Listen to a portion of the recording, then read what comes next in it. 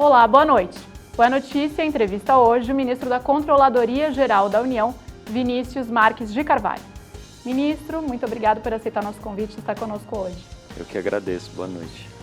Ministro, semana agitada em Brasília, a gente teve uma denúncia oferecida pela Procuradoria-Geral da República ao Supremo Tribunal Federal contra o ex-presidente Jair Bolsonaro e outras 33 pessoas, incluindo generais, por tentativa de golpe de Estado. É algo inédito ter esse envolvimento, inclusive, dos militares, e numa denúncia aí que corrobora uma peça que já tinha sido elaborada pela Polícia Federal. Queria começar perguntando ao senhor qual foi o papel desempenhado também pela CGU nas investigações em curso que atingem esses fatos que estão hoje vão ser analisados pelo Supremo. Acho que, em primeiro lugar, é importante a gente ressaltar, antes de chegar especificamente na CGU, o papel que todas as instituições do Estado brasileiro tiveram, primeiro no enfrentamento, na coibição, na investigação, e agora o Supremo vai ter no julgamento desse atentado à democracia, desse atentado à população brasileira, à nossa Constituição. Eu acho que isso também talvez tenha sido inédito na história do Brasil. Nós conseguimos impedir um golpe de Estado usando as instituições previstas na Constituição para fazerem esse papel. Nós não imaginávamos, até isso tudo aparecer, talvez o quanto essa empreitada tinha sido orquestrada e inclusive com possíveis atentados ao presidente, ex-presidente, ministro supremo. Tudo isso veio à tona e causa muito espanto. Acho que essa é uma primeira observação que precisa ser feita. A segunda observação que eu acho que é muito relevante é parabenizar o trabalho primoroso, com esmero, que a Procuradoria-Geral da República, representada pelo procurador Paulo Gonet, fez nesse caso. Certamente é uma peça que tem um detalhamento muito preciso das condutas, com as suas individualizações, destacando o papel que cada agente teve e mencionando, indicando as provas que corroboram cada uma dessas condutas. Então, o Ministério Público cumpriu a sua missão com a dedicação que lhe é peculiar. Eu acho que um outro ponto que é importante mencionar é que essas instituições, principalmente, que lidaram com as investigações desses temas, tiveram a capacidade de se coordenar. Eu cito aqui agora, chegando no tema da Controladoria-Geral da União, o trabalho em conjunto que a Controladoria-Geral da União teve com a Polícia Federal, demonstrou essa capacidade de coordenação, o que é muito relevante também. Então, só para mencionar um exemplo que eu acho que é uma clarividência desse fato.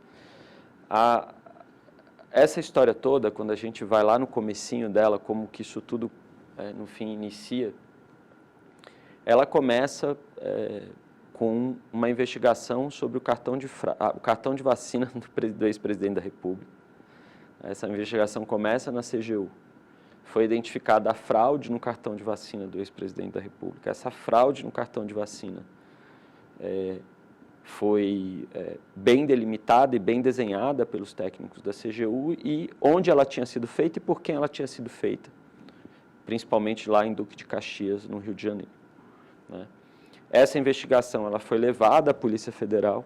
A Polícia Federal conseguiu identificar a participação do ex-ajudante de ordens do presidente da República, o Mauro Cid, na orquestração dessa fraude, na negociação dessa fraude, inclusive, e isso permitiu uma busca e apreensão, uma operação de busca e apreensão, uma operação de prisão, e depois a gente teve a delação premiada do Mauro Cid e tudo que veio depois disso. Então, eu não estou dizendo que esse era o único caminho possível, mas esse foi o caminho que aconteceu e que demonstra, em primeiro lugar, a importância da própria lei de acesso à informação, porque esse pedido da carteira de vacinação, ela é o pedido via lei de acesso à informação que vários jornalistas fizeram no contexto da pandemia, porque não custa lembrar que o ex-presidente da República era contra a vacinação, dizia para as pessoas que não tinham que se vacinar no meio da pandemia. A gente não sabe até hoje o quanto esse tipo de indicação, sugestão do ex-presidente Lula, do ex-presidente Bolsonaro, provocou em termos de dano à saúde das pessoas. Então, é nesse contexto que se pede a carteira de vacinação do ex-presidente Bolsonaro. Faça uma análise de interesse público que permitiu identificar a necessidade de abrir esse cartão de vacina e daí decorre tudo isso que eu acabei de dizer. Então, é um exemplo de uma coordenação muito grande entre a polícia e a CGU. Outro exemplo de coordenação muito intensa, de trabalho em parceria, foi a investigação sobre a chamada BIM paralela.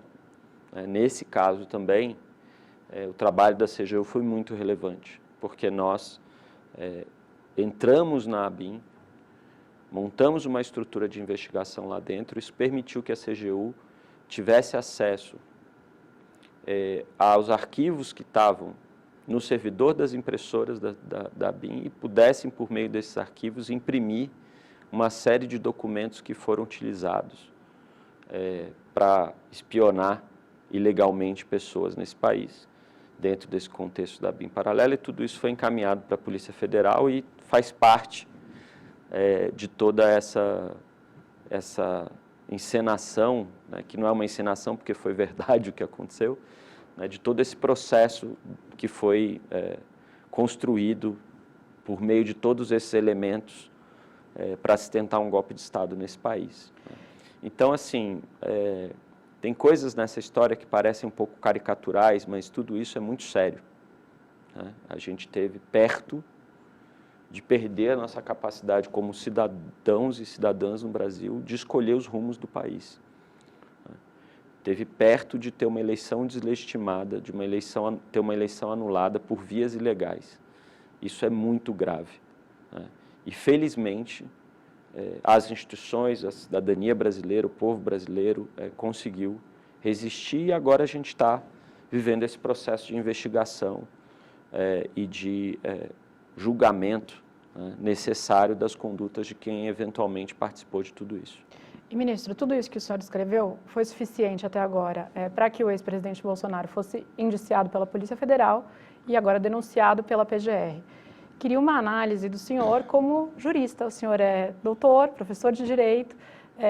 O material que existe até agora, ao qual a gente teve acesso até o momento, é o suficiente para gerar uma condenação do ex-presidente Bolsonaro? É importante aqui agora, como jurista, até me reservar o papel de dizer que é o Supremo Tribunal Federal que tem que fazer essa análise. O que eu posso dizer como a minha opinião pessoal é que o que tem no material, que todo mundo teve acesso, é muito grave, realmente. Né? A condenação, como é a condenação, isso é o Supremo que tem que avaliar, né? E determinar exatamente a individualização de cada conduta, ver, quando a gente fala de crime, de direito penal, a gente não está falando de responsabilidade objetiva, né? Cada pessoa que é condenada, ela tem que ser condenada por culpa ou dolo, né? Então, provada a existência de culpa ou dolo, eu não tenho dúvida de que o Supremo vai cumprir o seu papel. A denúncia da PGR delimita muito bem, individualiza muito bem a conduta de todos esses agentes, inclusive do ex-presidente da República. Cabe ao Supremo avaliar se essa conduta ela merece a condenação e por que tipo de crime que ela merece a condenação. Claramente é esse papel que o Supremo tem nesse caso. Nós aqui, como instituições, estamos cumprindo o nosso papel, né? Nós temos na CGU ainda investigações em curso, que agora com a denúncia nós podemos tentar ter acesso a documentos do inquérito que possam embasar esses processos disciplinares que nós temos na CGU contra servidores públicos que eventualmente participaram dessa orquestração, né? Até Por agora, exemplo, em relação à Polícia Rodoviária Federal, que alguns agentes participaram do golpe quando queriam tentaram impedir eleitores do atual presidente Lula de votarem na eleição, né? Isso também é muito sério, né? Muito grave você ter agentes do Estado tentando interferir no processo de votação eleitoral, não para ajudar as pessoas a chegarem aos locais de votação, mas para impedi-las de votarem. Isso é muito grave. E a CGU tem feito esse trabalho e acho que a gente vai conseguir chegar a bom termo nessas investigações também. Ainda sobre essas investigações, ministro, então, a CGU vem pedindo acesso ao material que está no Supremo. A expectativa do senhor com essa denúncia é de que esse acesso seja possibilitado agora? Porque houve algumas negativas aí nos últimos meses. Exato. É natural que eventuais negativas aconteçam, há uma preocupação do ministro relator com a rigidez da investigação, né, e é natural que se tenha essa preocupação, claro, legítima, sem dúvida alguma. E agora nós vamos tentar novamente ter esse acesso e esperamos que, a partir do momento que a denúncia foi feita, o que for possível nos dar acesso será dado. E aí, já houve algum tipo de condenação em processo disciplinar a esses servidores que possam ter participado dessa trama golpista, como vem sendo tratada aí pelos órgãos de investigação? E o que o senhor pretende até o final deste governo, né? O senhor pretende conseguir concluir esses processos? Sim, nós já temos processos administrativos abertos, esses chamados PADs disciplinares, contra esses servidores públicos. E nós tendo acesso a todo o material, na medida em que nós tivermos acesso a todo esse material, e se isso acontecer esse semestre, a expectativa é que até o final de 26, quem tiver que ser absolvido vai ser absolvido, quem tiver que ser condenado vai ser condenado. E aí eu quero falar um pouquinho das tentativas de aliados do ex-presidente Jair Bolsonaro de livrá-lo de possíveis consequências aí, dessas investigações e torná-lo elegível aí para 2026. O senhor vê alguma possibilidade de uma iniciativa de anistia, de perdão a pessoas envolvidas no 8 de janeiro e nessa tentativa de golpe prosperar? Eu acho que se isso acontecer, é um sinal de que a gente não aprende com os nossos erros, como país, né? O Brasil é um país que passou por diversas experiências autoritárias desde a República, e essas experiências autoritárias, em muitas situações, acabaram por gerar situações em que quem cometeu crimes, eventualmente, não fosse punido por eles, né? Aqui nós conseguimos evitar uma experiência autoritária. Ao evitar essa experiência autoritária, o que já é um avanço enorme, né, em relação a outras experiências que nós já tivemos na nossa história, nós precisamos dar uma demonstração muito clara de que não vai ser aceitável neste país a convivência com arbítrio, com o cerceamento das liberdades, com o aniquilamento de uma Constituição construída a duras penas depois de mais de 20 anos de ditadura nesse país. Eu acho que esse é o recado que precisa ser dado. E quem cometeu esses crimes gravíssimos tem que ser punido. Não há nenhum motivo para anistia. Não há nenhum motivo para passar a mão na cabeça de quem comete crimes, né? Quaisquer que sejam, né? E nesse caso, mais ainda, porque se trata de um crime que ia impactar a vida de todos os brasileiros e de todas as brasileiras, né? Inclusive a imagem do país internacionalmente. Enfim, as consequências são infindáveis. Eu podia ficar a entrevista aqui falando delas, mas certamente seria um dano enorme ao país. E uma das discussões também é sobre a alteração na lei da ficha limpa. A CGU, o senhor como ministro da CGU, trabalham com uma agenda justamente de integridade.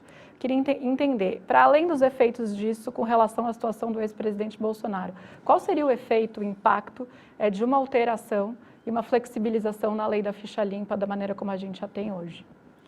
Eu acho que a gente tem que ter uma preocupação muito grande com a permanência das legislações que nós estabelecemos. Independentemente de críticas que possam ser feitas a uma lei específica, né, eu sou responsável na CGU por aplicar a lei anticorrupção. Ela é uma lei perfeita? Não, certamente ela pode ter aprimoramentos, a lei de acesso à informação é uma lei perfeita? Não, ela pode ter aprimoramentos, não há dúvidas sobre isso. Agora, o nosso arcabouço legal, ele precisa ser preservado como uma instituição, porque ele é uma instituição, né? E o que a gente precisa evitar são mudanças casuísticas, né? Uma mudança específica para beneficiar uma determinada pessoa, né? Para isso existe o judiciário que julga casos concretos, né? E ali ele pode decidir beneficiar uma pessoa ou não, absolver, condenar, analisando o caso concreto. Mas você alterar uma lei por conta de uma situação específica do ex-presidente da República que cometeu, pode ter cometido esse tipo de crime, eu não vejo isso como algo razoável. E, ministro, eu queria tratar da transparência com relação aos atos das Forças Armadas. A gente teve, neste caso específico ainda, sobre essa tentativa de golpe e sobre o 8 de janeiro, uma situação que mostrou como é difícil entrar nessa seara. Então, há um sigilo mantido por parte do Comando do Exército sobre quem foi o oficial que deu a ordem para que blindados estivessem no quartel-general naquela noite de 8 de janeiro. A CGU chegou a recomendar que essa informação fosse disponibilizada, ela foi questionada por meio da lei de acesso. O Comando do Exército entendeu que não era o caso de divulgar e, até onde me consta, o senhor me corrija se eu estiver errada, mas esse caso chegou a ser arquivado na CGU porque não havia o que fazer dali para frente. É isso. Como que fica a transparência de atos das Forças Armadas, inclusive em situações que dizem respeito a casos tão graves como esse que o senhor vem mencionando? A lei de acesso à informação, ela tem algumas situações em que há a possibilidade de decretação de sigilos, né, de estabelecimento de sigilos. Às vezes por um prazo determinado, às vezes por ser um sigilo até que não tem a ver com a lei de acesso à informação, né? Então, um sigilo fiscal, um sigilo bancário, um sigilo porque existe uma investigação em curso, esse tipo de coisa. Nós avançamos razoavelmente em relação às Forças Armadas quando nós decidimos, e inclusive colocamos isso no enunciado, que os processos administrativos disciplinares em relação a militares tinham que seguir as mesmas regras do que em relação aos civis. Após a sua conclusão, ele deveria ser tornado público por meio de se houvesse um pedido de acesso à informação. E nesse caso específico, se houver algum dado pessoal relativo à privacidade da pessoa, você tarja o dado pessoal, né? Isso foi um avanço que foi feito. As Forças Armadas têm ali alguns questionamentos sobre esses temas e esse tema que você trouxe. E a única forma de decidir esse tipo de situação é você eventualmente ter ali um encaminhamento para uma discussão de solução de conflito dentro de uma coordenação, um departamento específico dentro da AGU, porque se trata ali de um debate sobre interpretação de lei, né? Nesse caso então, específico, isso... Esse caso, se não me falha a memória, está sendo discutido nesse ambiente, ou vai ser discutido nesse ambiente. Então, aproveitando que o senhor comentou sobre o uso do sigilo em alguns casos aí, a gente viu um uso exacerbado de um sigilo, né, no governo anterior, e o senhor foi um crítico disso. O governo atual também tem sido criticado por manter sigilo. Eu sei que o senhor e a CGU fizeram uma alteração na maneira de interpretar o tal do sigilo de 100 anos, para que isso deixasse de ser uma regra, mas ainda assim o governo está sob críticas por manter dados protegidos por esse sigilo, dados que hoje são relacionados ao governo Lula, claro, e não ao governo passado, ou seja, concentrar as ações de transparência no que aconteceu no governo passado, mas neste, em algumas situações, manter o sigilo. Queria entender se o senhor acha que essa crítica é injusta, por quê? E também, o que vem pela frente com relação à mudança nesse tal de sigilo de 100 anos, porque foi uma promessa de campanha do presidente Lula mexer nisso. Vamos lá, assim, respondendo diretamente a sua pergunta, eu acho injusta, né? Primeiro porque, muitas vezes, algumas situações elas acabam se misturando e a gente acaba comparando maçã com banana, né? Então, eu vou dar um exemplo para você. Uma dessas questões que acusam de 2 pesos, 2 medidas, diz respeito ao fato de que os gastos, por exemplo, do gabinete do presidente da República anterior, governo Bolsonaro, alguns desses gastos, a maioria deles, foram liberados pelo nosso governo e alguns desses gastos não são liberados agora em relação ao atual governo, né? Então, nós liberamos do governo Bolsonaro e não estamos liberando do presidente Lula, né? Importante, assim, por que eu estou dizendo que isso é comparar maçã com banana? A regra da Lei de Acesso à Informação, no artigo 24, é muito clara. O que ela estabelece lá? Que os gastos ou informações relativas à segurança do presidente da República e seus familiares ficam sob sigilo durante o período do mandato. Após o mandato, isso é aberto. Então, naturalmente, acabado o mandato do presidente Bolsonaro, isso foi aberto. A hora que acabar o mandato do presidente Lula, será aberto também. Então, assim, não tem contradição, 2 pesos e 2 medidas, é a regra da lei. Quem decide o que são informações ou gastos relacionados à segurança do presidente da República e seus familiares? É o GSI, o Gabinete de Segurança Institucional, que tem esse papel. Eu não posso, como Controladoria Geral da União, interferir na definição sobre o que é segurança ou não do presidente da República e seus familiares. Seria temerário que um advogado de direito econômico e empresarial resolvesse dizer o que é gasto relativo à segurança do presidente da República, né? Isso é o GSI que diz e a gente respeita esse espaço que o GSI define. E vai ser aberto depois do final do mandato. Isso é só um exemplo que eu estou te dando, né? Mas há como criar ferramentas para evitar abusos, não? Claro. Então, acho que aí entra a questão do sigilo, chamado sigilo de 100 anos. A gente tem 2 situações aqui que são preocupantes. A primeira situação, e eu acho que isso demonstra, as 2 situações demonstram a preocupação desse governo com esse tema, e isso diferencia muito esse governo do governo anterior, porque no governo anterior o sigilo era a regra, a transparência era a exceção. Aqui é o contrário. Isso quer dizer que todos os sigilos vão ser eliminados? Não, a lei prevê possibilidades de sigilo, das mais diversas. Eu citei alguns exemplos.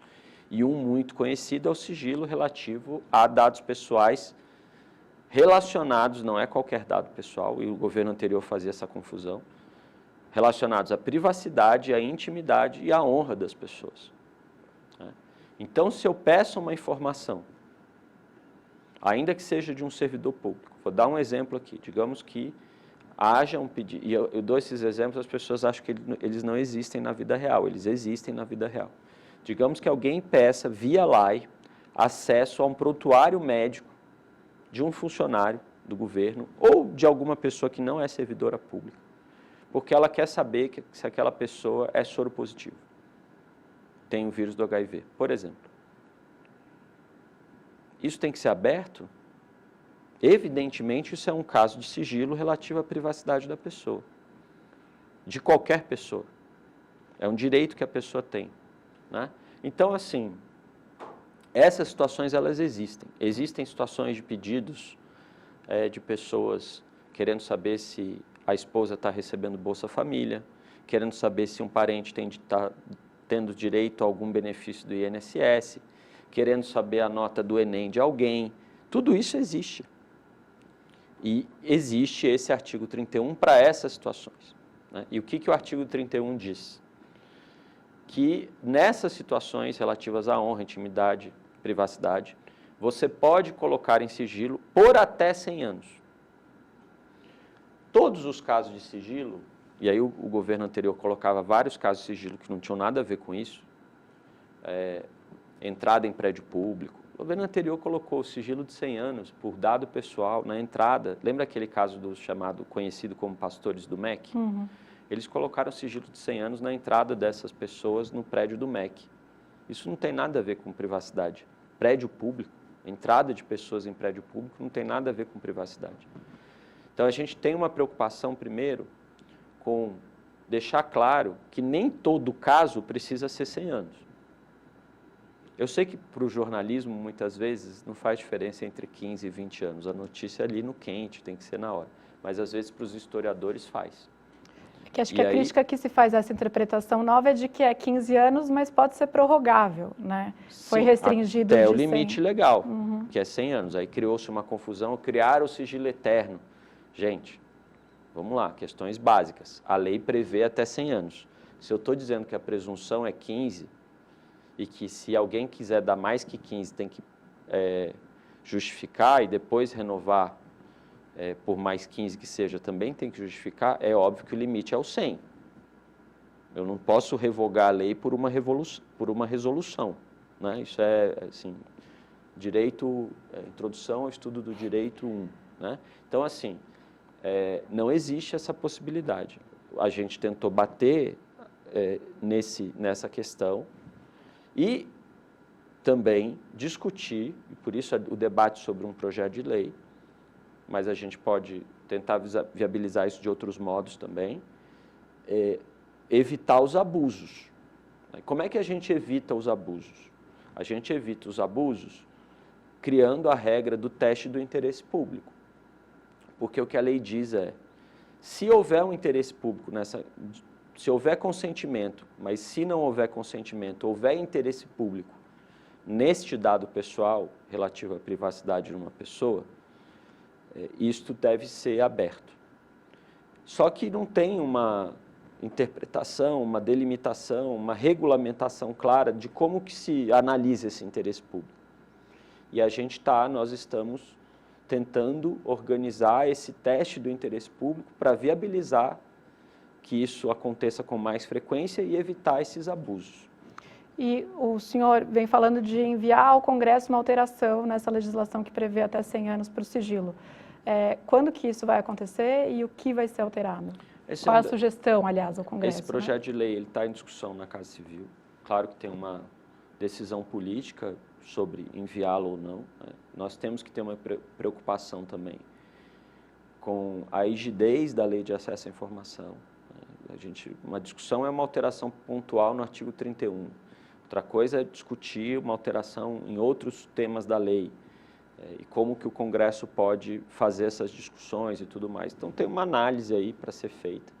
Mas, o que eu quero dizer é que essa preocupação com o projeto de lei é uma preocupação para institucionalizar e garantir que essas mudanças elas permaneçam no longo prazo e que um governo com uma perspectiva eventualmente mais conservadora sobre esse tema tenha um pouco mais de dificuldade de regressão. Né? Por isso a discussão da lei.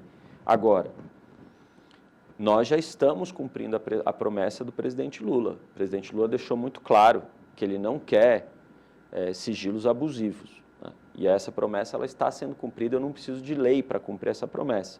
Né? Nós estamos monitorando todos os casos. Eu vou dar um exemplo para você.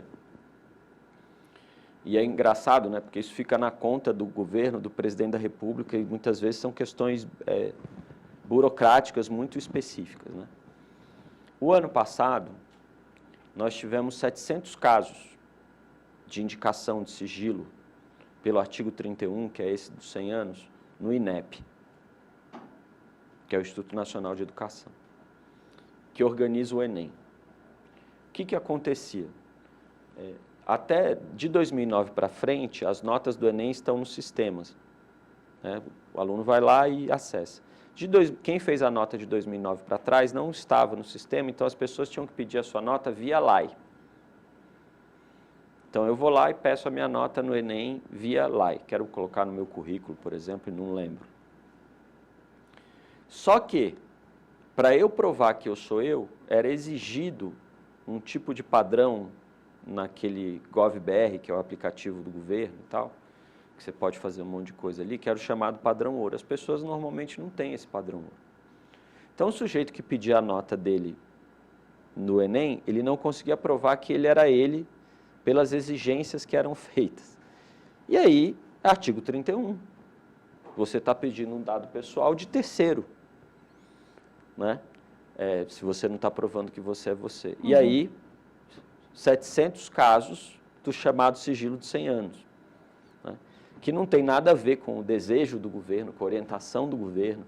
Foi uma questão de uma organização de um sistema lá que gerou esse tipo de situação e que nós já corrigimos. Conversando com o INEP, eles se mostraram super dispostos a rever esse procedimento. Então, são essas coisas que acontecem e que a gente vai corrigindo na medida em que elas acontecem e monitorando diariamente. Ministro, ainda tem uma pergunta sobre esse assunto. O senhor falou que essa discussão sobre a viabilidade política ou não de mandar um projeto de lei para o Congresso está em debate na Casa Civil. E que uma coisa é uma alteração pontual e outra é uma alteração mais ampla. Ou seja, há um receio de que o governo mande para o Congresso algo com relação à alteração só a esse dispositivo dos 100 anos e isso acabe até enfraquecendo essa lei no Congresso ou promova um debate ainda maior que vá contra os interesses do próprio governo, é isso? Nós temos ouvindo muito a sociedade civil nesse tema, né? Um diálogo que eu tento ter de maneira constante, quero ter mais do que cada vez mais, e eles têm externado essa preocupação publicamente, né? Eles têm colocado essa questão. Colocaram para mim, inclusive, recentemente, uma preocupação de mandar um projeto de lei para o Congresso e alterando algo que possa ser até positivo, mas que possa haver alterações dentro do Congresso que prejudiquem a lei como ela é hoje. Essa é uma preocupação que não é minha, essa preocupação é trazida pela sociedade civil. Então, nós temos que lidar com essa preocupação, discutir essa preocupação e avaliar como nós vamos fazer, né? Há hoje uma preocupação, que eu acho que também é legítima, de estabilizar uma nova regra que signifique um avanço por mais tempo, né? Se eu faço isso por meio de uma resolução, de um decreto, é mais fácil para um governo que venha depois com uma outra orientação gerar esse tipo de regressão. Se eu faço com uma alteração legal, é mais difícil, né? Isso me parece óbvio. Então, é um debate para ser feito. Queria falar um pouquinho com o senhor sobre regulamentação das Big Tech. Nessa semana, logo depois do oferecimento da denúncia contra o ex-presidente Jair Bolsonaro, o grupo de mídia do Trump, nos Estados Unidos, entrou com uma ação acusando o Supremo de censura contra vozes da extrema-direita nas redes sociais. Então, tenho duas perguntas. A primeira é, o que é crucial na visão do senhor que o governo faça com relação à regulamentação das Big Tech?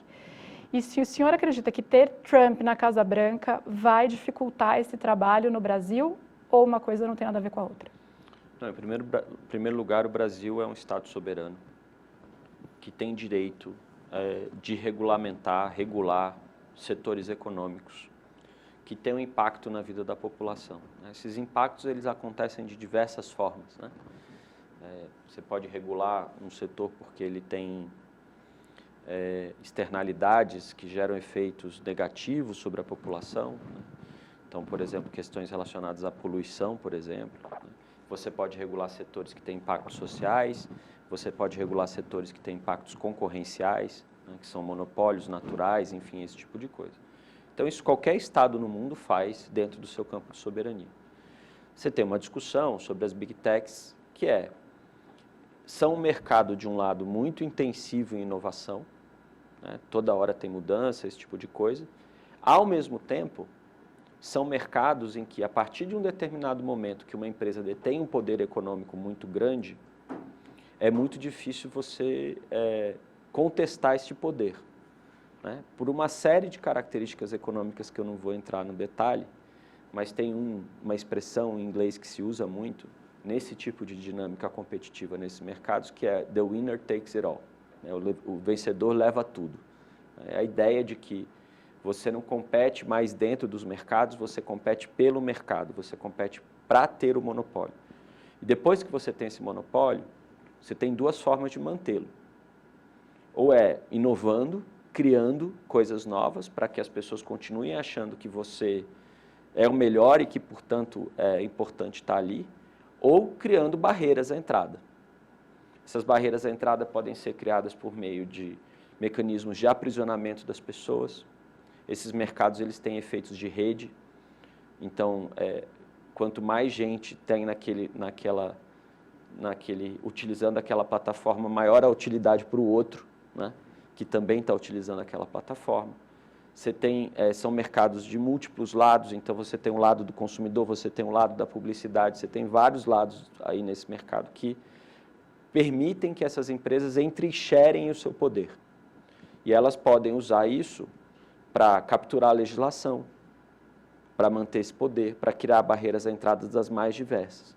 Então é natural que, somando essas circunstâncias com o fato de que nós estamos lidando com situações em que uma série de crimes relacionados a crianças e adolescentes, a mulheres, a populações vulneráveis de uma maneira geral, né, incentivo a suicídio, incentivos a golpes de Estado, uma série de crimes são incentivados por meio desse ambiente, é natural que haja a necessidade de uma regulação do ponto de vista de garantir a integridade desse sistema, dessas plataformas, né? E o que é Eu acho que a crucial palavra nessa é regulação? essa. Não, é crucial, primeiro, ter um sistema de responsabilização que seja eficiente, efetivo.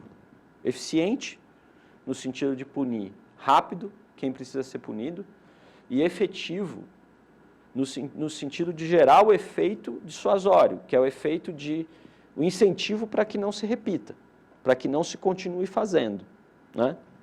Nós temos hoje um modelo europeu, que é um modelo conhecido, que está ali, né, enfim, se estruturando, funcionando e tentando ficar de pé. Tem outros modelos, tem um modelo na Austrália, tem um modelo na Índia, tem um modelo no Reino Unido. E nós estamos no governo bebendo dessas fontes, pensando obviamente, nas nossas especificidades, mas para garantir, em primeiro lugar, que você tenha a defesa dos direitos dos cidadãos, das cidadãs e dos consumidores que usam essas plataformas, né? Em segundo lugar, que essas plataformas não sejam um ambiente de pulverização, de disseminação de atividades criminosas. Isso não tem nada a ver com censura, isso não tem nada a ver com coibir liberdade de expressão, né? Eu não sou livre na rua para incentivar terrorismo, para incentivar colocarem uma bomba em algum lugar, para incentivar que alguém fira algum direito de criança e de adolescentes. Eu não sou livre para fazer isso. Por que eu seria livre numa plataforma? Então, assim, nós precisamos discutir isso com calma, ver qual é o papel das plataformas nisso, em termos de responsabilização. É importante que tenha esse espaço. Elas precisam ser parte desse processo, elas não podem ser só algo que está ali neutro, como se não importasse o que está ali correndo pelas plataformas. Isso não tem nada a ver com censura, não tem nada a ver com cerceamento da liberdade de expressão. Pelo contrário, o que se tem que buscar nessas regulamentações é garantir as liberdades públicas de uma maneira geral. Você falou, o Brasil é um país soberano, mas o Trump atrapalha, enfraquece esse trabalho de alguma maneira? Olha, é natural que o governo Trump tenha lá as posições deles, posição dele sobre questão de regulamentação de plataformas. No fim, eu acho que está por trás dessa discussão também uma questão de política industrial, né? Todo o debate sobre inteligência artificial.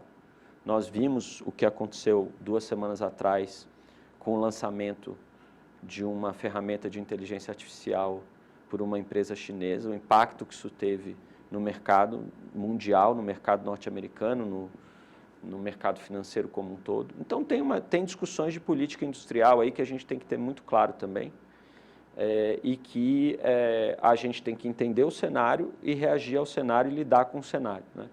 Eu acho que é muito cedo para fazer qualquer tipo de previsão, mas a gente tem que olhar para os riscos e lidar com eles.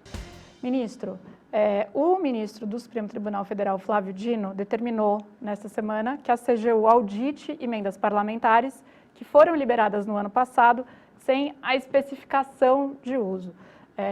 Há um grande debate sobre a questão das emendas parlamentares, sobre 2 aspectos, o da transparência, que vem sendo muito foco do ministro Flávio Dino e acredito também da CGU, e também da fiscalização dessas emendas, né? Onde esse dinheiro que é destinado pelos parlamentares está indo parar e se está indo parar no lugar certo.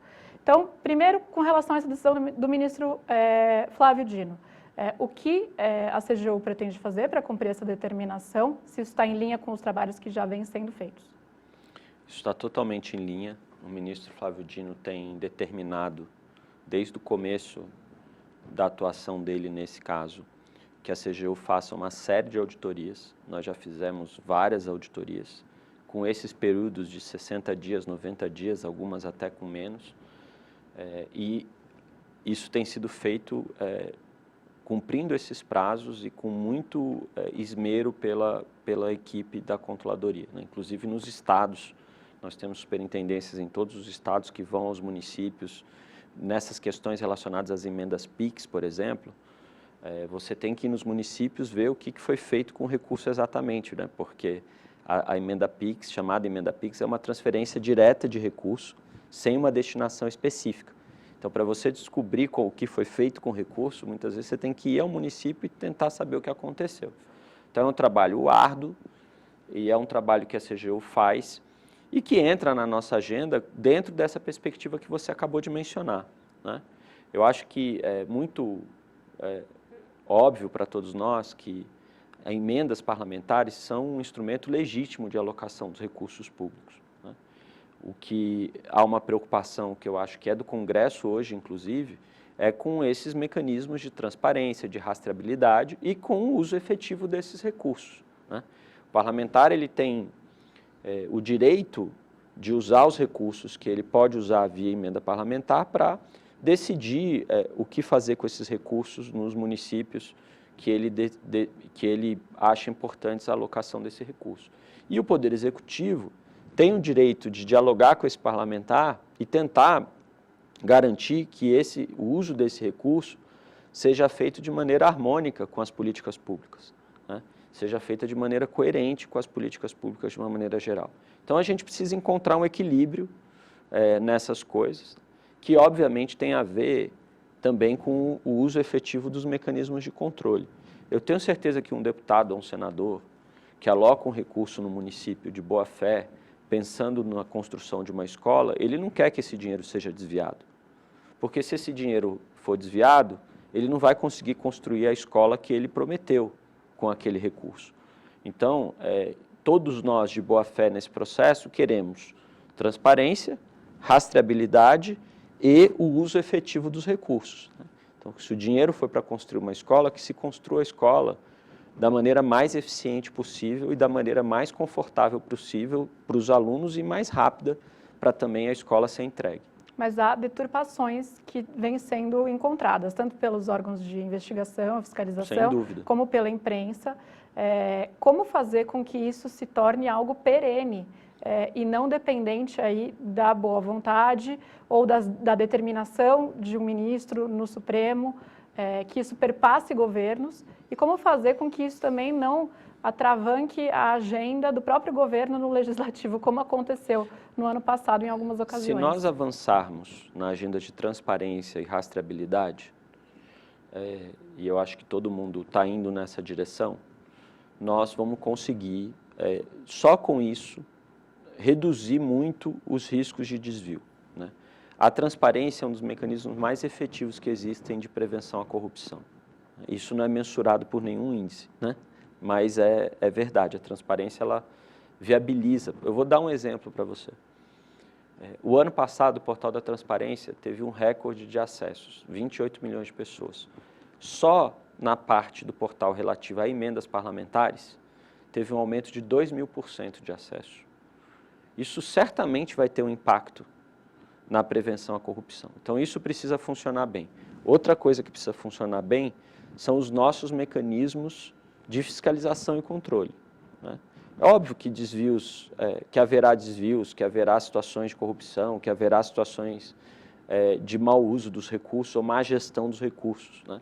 Isso pode acontecer em qualquer situação, não porque é uma emenda parlamentar, né? Isso é algo que a gente tem que coibir, fiscalizar, e para isso existe auditoria, e para isso existe mecanismos de controle.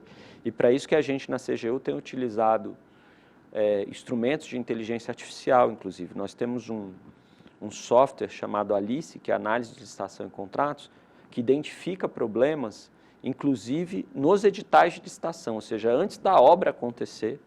O ano passado, por exemplo, o uso desse software, que ao identificar, levantar esses sinais amarelos, levam os nossos auditores a trabalharem naquele caso específico, no ano passado foi uma economia de 256 milhões de reais só pelo uso do software. E tende a ser maior porque a gente está espalhando esse software no Brasil inteiro.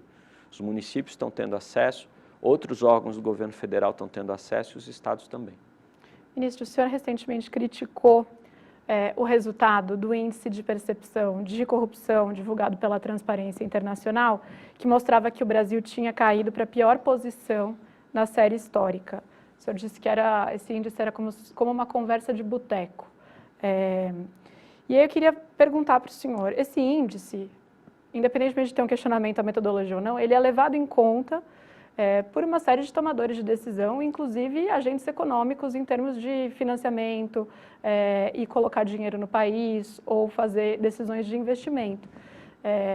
Essa conversa de boteco, ela não atrapalha o governo? Olha, primeiro eu tenho críticas. Eu acho que a primeira coisa que é importante dizer é que, infelizmente, o debate sobre a corrupção no Brasil ainda é um debate polarizado. E eu vejo isso, às vezes, até na imprensa brasileira. Se você critica um índice, tecnicamente, como eu tenho criticado, e aí eu vou explicar a questão da conversa de boteco, é como se eu fosse contra a existência de algo que avaliasse a corrupção, ou como se eu fosse a favor da corrupção, como se eu quisesse tapar o sol com a peneira. E como se esse índice, por si só, fosse revelador de algo que ele não é. Então, acho que esse é um ponto relevante. A conversa de boteco, eu me referi ao fato, e aí eu preciso explicar esse ponto. Primeira questão, o que o índice faz? O índice pesquisa percepções a partir de uma série de pesquisas que são feitas de outras entidades, ele seleciona entidades que fazem pesquisas de percepção para compor o índice brasileiro. São 8 índices que compõem o índice brasileiro, em outros países são índices diferentes, e aí eu questiono muito como é que você faz uma régua dizendo eu estou na 100ª posição, aquele está na 5ª, aquele está na 8ª, se o que você está usando para medir a percepção no que ficou na 8ª é diferente do que você está usando para medir a percepção no que ficou na 100ª. Como é possível isso? E aí, quando eu questiono isso, é porque eu sou a favor da corrupção? Não. Eu sou contra a corrupção, eu quero um índice que ajude no combate à corrupção. E o que eu estou questionando é se esse índice presta esse serviço. Né? Eu acho que a gente precisa discutir isso com seriedade. E a outra crítica que eu faço é o fato de que essas pesquisas elas são feitas, a maioria delas são ouvidos empresários. O Brasil piorou no índice dos empresários, melhorou no índice que eles ouvem a percepção de especialistas. E aí, a Transparência Internacional, depois dessas pesquisas que perguntam, no teu país tem corrupção, sim ou não? Eles fazem um cardápio, que é a percepção da percepção, sobre por que eles acham que a percepção no Brasil piorou. Então, eles escolhem, sem nenhum método conhecido, por que a percepção no Brasil piorou. É a percepção da percepção, a percepção de segunda ordem, né? Que acaba, sendo um pouco de engenharia de obra pronta. Né? E aí, ao relatar isso, eles dizem, um dos motivos que a gente acha é o fato de que o presidente Lula não fala sobre corrupção. Então, segundo a percepção deles, da percepção dos entrevistados, o índice piorou porque o presidente Lula não fala de corrupção. Isso eu disse que é conversa de boteco.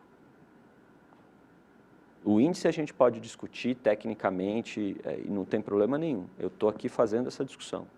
Mas dizer da percepção, da percepção, da percepção, da percepção, que o Brasil piorou porque o presidente Lula não fala sobre corrupção, e aí eu respondo com muita clareza. Falo, olha, o ano passado, fiz 47 operações com a Polícia Federal. Na semana passada, eu fiz 4 operações com a Polícia Federal. Esse governo é de quem? Não é o governo do presidente Lula? O que importa mais? Quer dizer que se o presidente da República falasse todo dia de combate à corrupção e eu não fizesse operação nenhuma, talvez o índice tivesse melhorado? E se o índice tivesse melhorado, todo mundo ia estar feliz? Porque o índice melhorou e a gente não combateu a corrupção? Que lógica é essa? Entendeu? Então vamos discutir seriamente. Vamos fazer um debate sobre esse tema e não ficar acusando as pessoas que criticam o índice como se elas fossem a favor da corrupção, como se elas quisessem diminuir um trabalho de pesquisa sobre o tema. Não é essa a questão. A questão é a gente discutir as coisas com seriedade para avançarmos no combate à corrupção. Ministro, o governo está num momento de fazer um balanço aí de o que tem feito com que a população desaprove esse governo. Os índices de aprovação do presidente Lula vêm caindo, enfim, pesquisa após pesquisa, acho que isso agora fica claro com a mais recente divulgada do Datafolha. E percebe-se uma tentativa de mudar a comunicação, de identificar o que precisa ser comunicado de outra maneira ou feito de outra maneira para que a percepção da população sobre o governo mude. Com relação a esse tema da corrupção, por exemplo, é um tema que a direita soube navegar no qual a direita soube navegar muito bem em eleições passadas. Queria entender que análise que o senhor faz com relação ao trabalho que o governo vem desempenhando de transparência, de combate à corrupção e do que pode ser alterado na forma de mostrar isso para a população. O que o senhor acha que tem que fazer de diferente?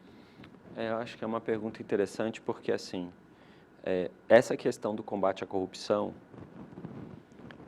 quando a gente tira o tapete e aparece a sujeira, esse tema vem à tona. Né? É natural que venha. Né? E quando ele vem à tona, a gente tem que mostrar que nós estamos combatendo a corrupção, fazendo o nosso trabalho de maneira séria e conseguindo comunicar para a população que, muitas vezes, esses casos que são identificados, eles não têm a ver com o governo de turno, com o governo que está ali. Às vezes são casos, são situações de antes, investigações de 4, 5 anos, às vezes mais, né? E que é importante que elas apareçam. E é importante que a população saiba que o governo está fazendo o seu trabalho na prevenção, na transparência e no combate à corrupção. Né? A gente tem uma impressão, eu tenho uma expectativa, não é tanto uma impressão, de que com uma comunicação bem feita sobre esse trabalho, as pessoas consigam perceber que, no fundo, é um governo que combate a corrupção. Não é um governo que coloca a corrupção para baixo do tapete. Veja o que aconteceu no governo anterior. Mas não tem nada para mudar, então, é seguir na mesma linha? Não, acho que é seguir no combate. Se tiver alguma coisa para melhorar na comunicação sobre esse tema, a gente tem que fazer. Né? Mas veja a situação do governo anterior. O governo Bolsonaro, todo dia falava de corrupção dos outros. Ele falou, inclusive, que ele acabou com a corrupção no Brasil porque ele virou presidente, que não apareciam mais operações, não tinham mais casos, porque não tinha mais corrupção. E a gente sabe que isso não era verdade. Você sabia que durante esse período que o Bolsonaro falava isso, o índice de percepção melhorou 2 pontos na transparência da Transparência Internacional? Por quê? Então, assim, se eu tiver que escolher combater a corrupção, enfrentar a corrupção, e isso eventualmente aparecer com uma piora no índice desse, eu vou escolher enfrentar a corrupção, é o meu trabalho. Eu não vim para o governo para fingir que eu estou fazendo um trabalho que eu não estou fazendo. Nós estamos fazendo esse trabalho. E é claro que a gente precisa se comunicar sempre melhor. Né? É claro que a gente precisa mostrar para a população que a agenda de combate à corrupção é uma agenda perene no país. Ela não pode ser uma agenda de um governo só. E que sim, haverá casos. Sempre haverá. Você nunca vai eliminar este problema. Em nenhum país do mundo você elimina esse problema. Né? Se você for olhar mesmo as entrevistas do índice em países considerados, você vai pesquisar a população na Suécia, perguntar sobre corrupção, eles vão dizer que é um problema. Né? Então a gente vai ter que aprender a lidar com isso sem politizar. Nós não podemos criminalizar a atividade política nesse país e não podemos politizar o crime. Precisamos saber achar o caminho em que a gente consiga, com serenidade, fazer esse trabalho. Ministro, infelizmente a gente vai ter que encerrar, nosso tempo acabou, uma pena, tinha outras perguntas aqui para o senhor, vai ter que voltar. Obrigada por essa entrevista. Eu que agradeço. Obrigada pela sua audiência, o É Notícia fica por aqui, semana que vem tem mais É Notícia, às 11h45 da noite, na quinta-feira, aqui na Rede TV. Te espero, até lá!